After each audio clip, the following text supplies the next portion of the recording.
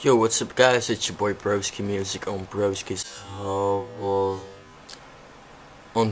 hobby channel, and in today's video I'm gonna make something that we can buy in the Netherlands. It's a crackling string or whatever they call that, and I'm gonna make it myself, and I already glued the crackling balls to a piece of paper, and this is the fuse I'm gonna use through the whole thing because it will not really lighten up the whole thing just with the fusion at the beginning.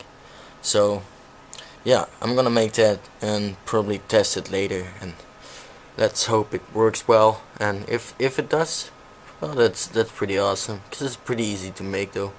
So yeah, let's have a check.